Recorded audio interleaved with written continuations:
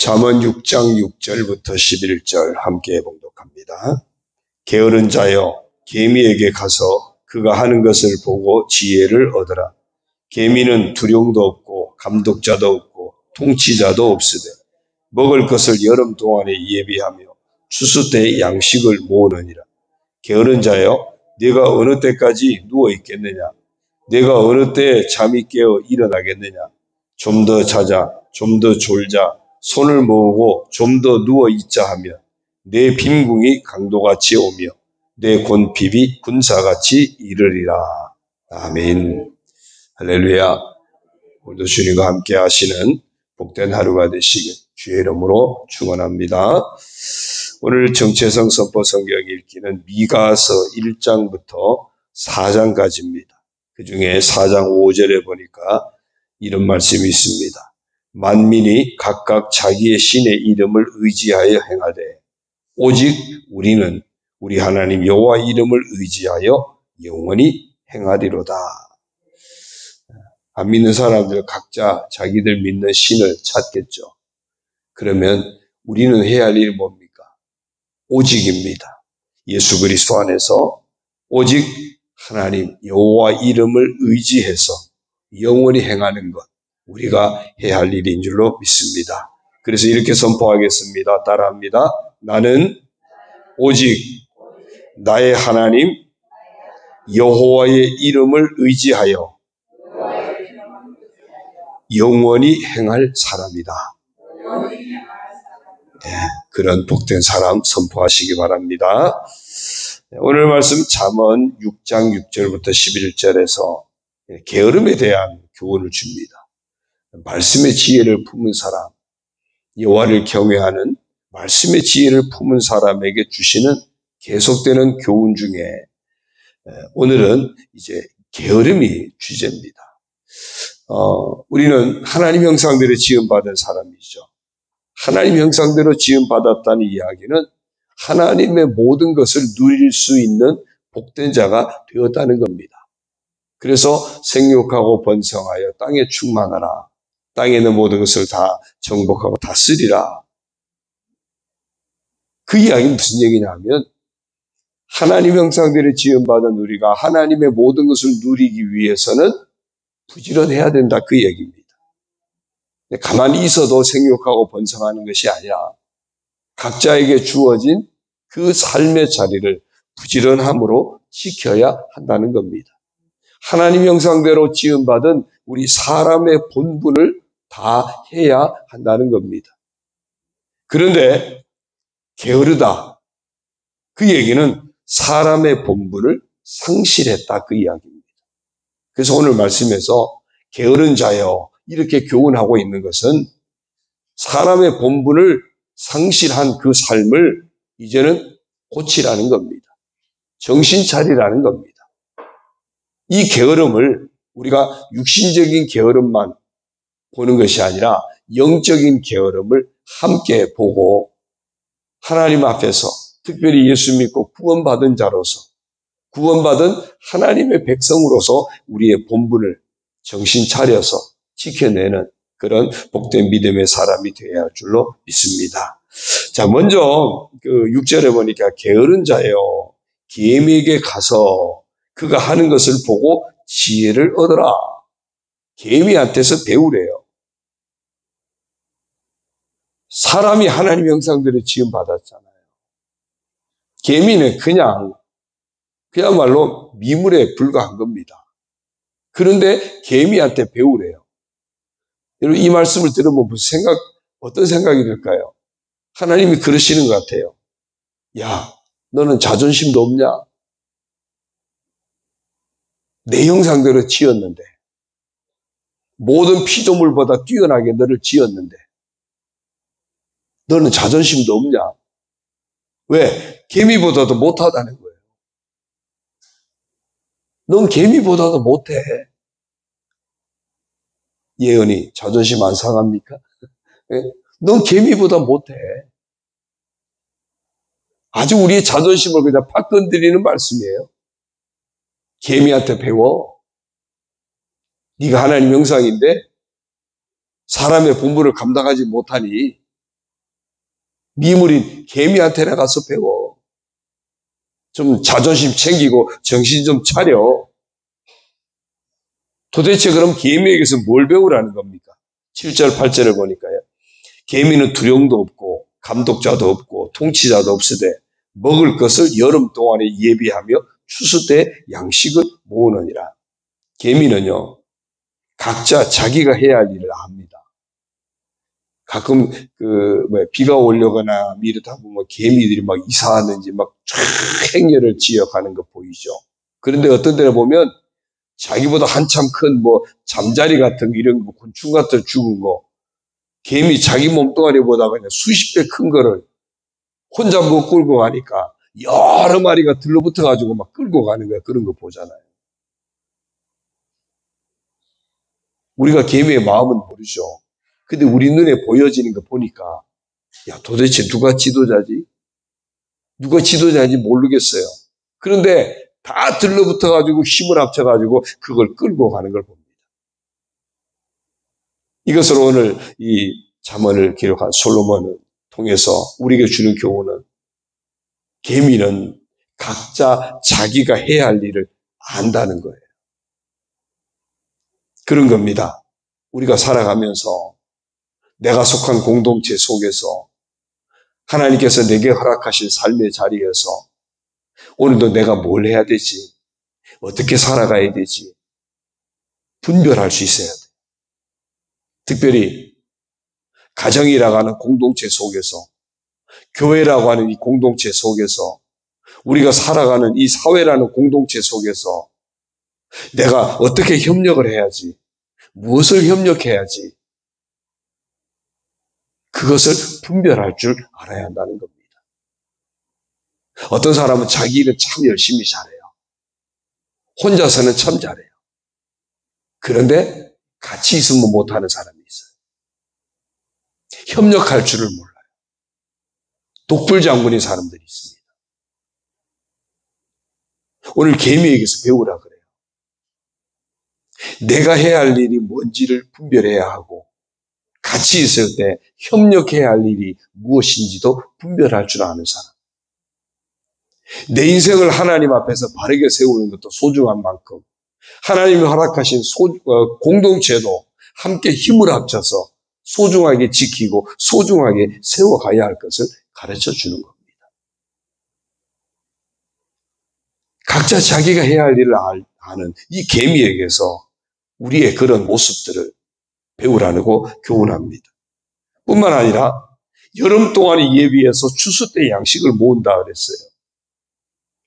미래를 준비할 줄 아는 것이 개미라는 겁니다. 겨울에 꽁꽁 얼어붙고 먹을 것을 구하기 어려운 그때를 대비해서 먹을 것이 많은 그런 때, 자유롭게 활동할 수 있는 그런 때 열심히 일을 해서 준비한다는 겁니다. 뭘 합니까? 일할 때와 쉴 때를 구분할 줄 안다는 거예요. 그런데 성경 속에 이미 창조 섭리 가운데 하나님은 담아두셨어요. 6해 동안 일하고 안식일에 하루는 온전히 쉬라. 이미 하나님께서 처음 우리 사람을 지으실 때부터 만드신 법칙이 6해 동안 부지런히 일하고 7일째는 안식해라. 저는 주 5일째는 한편으로 보니까 예수 믿는 사람을 위해서 만든 것 같아요. 5일 동안 열심히 일하고 하루는 자기를 휴식하고 하루는 하나님 앞에 예배하는 날로 온전히 구분하라고. 6해 동안 열심히 일하고 주일날 주일을 지키느라고 종일 교회에서 막 힘드니까 이거 안 되겠다. 예수 믿는 사람들 하루 쉬게 해야겠다. 아마 그래서 주 5일째가 만들어진 것 같아요. 그냥 제 중심의 해석입니다. 성경의 원리가 그거예요. 일할 때와 쉴 때를 구분하라는 겁니다. 근데 그게요, 이 땅 사는 동안만이 아니에요. 우리가 천국에서 영원히 누릴 그 삶까지, 천국까지 내다보면 지금은 열심히 천국을 준비하면서 사명을 감당해야 할 때고 이제 우리 육신의 인생이 다 끝나면 천국에서 영원히 쉼을 얻는, 영원한 안식을 얻는 그날이 우리 앞에 예비되어 있는 겁니다. 그래서 이 미래를 준비할 줄 아는 계미를 보면서 정말 일할 때와 쉴 때를 구분해서 지금은 일할 때라면, 미래를 준비해야 될 때라면 부지런히 일을 하고, 그런 자에게 쉴 때가 오게 하겠다. 그래서 지금은 바로 열매 맺을 때입니다. 열매 맺을 때예요. 그러면 나중에 쉴 때가 오면 그 열매를 통해서 장차 칭찬과 상급의 자리로 이끌어 주시는 겁니다. 준비가 돼 있으니까. 그래서 계미에게서 배워라 말씀합니다. 그 다음에 9절부터 보면요. 게으른 자여, 네가 어느 때까지 누워 있겠느냐? 네가 어느 때 잠이 깨어 일어나겠느냐? 좀 더 자자, 좀 더 졸자, 손을 모으고 좀 더 누워 있자 하면 내 빈궁이 강도같이 오며 내 곤핍이 군사같이 이르리라. 게으른 자는 결국이 있음을 알라는 거예요. 근데 그걸 모르거든요. 정신 차려야 하는 이야기는 너 그러다가 나중에 어떻게 되는지 알아? 11절 빈궁이 강도같이 오고 곤핍이 군사같이 이르리라. 속수무책으로 닥친다는 거예요. 속수무책으로. 뭐가? 마지막 보장되지 않는 미래. 아주 치명적인 결과죠. 빈궁, 곤핍, 아무것도 먹을 것도 없고 준비된 것도 없고 그렇다고 되돌리자고 하니 되돌릴 수도 없는 그런 치명적인 결과가 온다는 겁니다. 예수님이 하신 그 말씀 중에요. 특별히 그 마지막 때와 관련된 말씀에 이런 표현이 여러 번 나옵니다. 슬피 울며 이를 갈미 있으리라. 그러다가는 너희들이 슬피 울며 이를 갈게 되리라. 아니 되돌릴 수 있으면 괜히 슬피 울고 이를 갈 필요가 없죠. 되돌릴 수 있으면 후회만 하고 있을 필요가 없겠죠. 더 이상은 돌이킬 수 없는, 더 이상은 되돌릴 수 없는 치명적인 마지막이 기다리고 있다는 겁니다. 슬피 울며 이를 갈리라. 그것을 오늘 계미의 교훈을 통해서는 빈궁이 강도같이 오며 내 곤핍이 군사같이 이르리라. 그래서 그런 마지막 게으른 자에게 주어질 치명적인 결과가 있음을 알고 깨어 준비하라는 겁니다. 그런데 게으른 자는 어떻게 하고 있을까요? 다시 9절 10절을 보면요. 게으른 자여 내가 어느 때까지 누워 있겠느냐? 내가 어느 때 잠이 깨어 일어나겠느냐? 좀 더 자자, 좀 더 졸자, 손을 모으고 좀 더 누워 있자. 무슨 얘기하는 겁니까? 아유, 아직 좀 더 자도 되겠어. 아직은 때가 안 됐어. 아직은 때가 안 됐어. 좀 더 자도 돼. 뭐 나중에 해도 되지 뭐. 시간 많은데 뭐. 100세 시대인데 70년은 더 있지? 100세 시대인데 뭐까지 거? 아직 수십 년 남았는데? 그래도 뭐 100세 시대니까 10년, 20년 다 남았죠? 왜 김들수 권사님 왜? 아직 많이 남았는데 뭐 천천히 하면 되지. 그러고 있다는 겁니다. 아직 때가 아니라고 계속 이런 변명 저런 변명거리를 찾고 있다는 겁니다. 생각해 보십시오. 세상 살아가는데도 그렇게 되면 가난해진다는 거죠. 이 세상 사는 것도 게으르면 가난에 빠질 수밖에 없다는 겁니다. 그런데 영적으로 게으름에 빠지면 더 심각한 거죠. 더 심각한 거예요. 그래서 바울은 고린도후서 6장 2절에서 그렇게 말합니다. 보라, 지금은 은혜 받을 만한 때요. 보라, 지금은 구원의 날이로다. 언제요? 지금.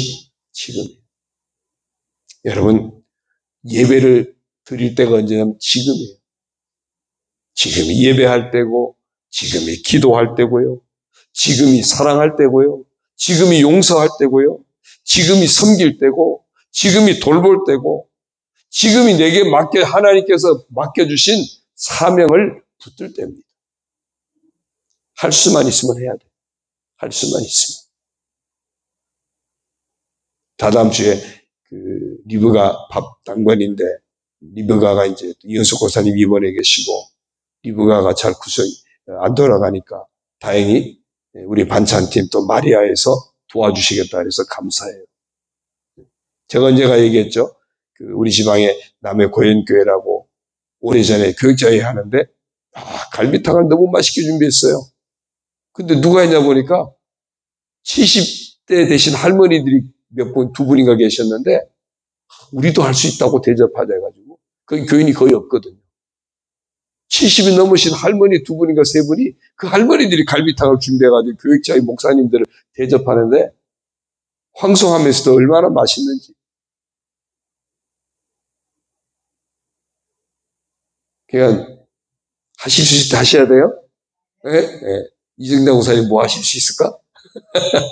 예. 여러분, 지금이에요. 할 수 없을 때가 온다는 겁니다. 오늘 새벽 기도 할 수 있을 때 하는 거예요. 예수님이 제자를 부르실 때 어떻게 했죠? 베드로나 안드레나 요한이나 야고보나 예수님 불렀을 때 그들이 그물을 버리고 배와 부친을 버려두고 뭐 했다고요? 곧 예수님을 따라갔는데 어떻게 했어요?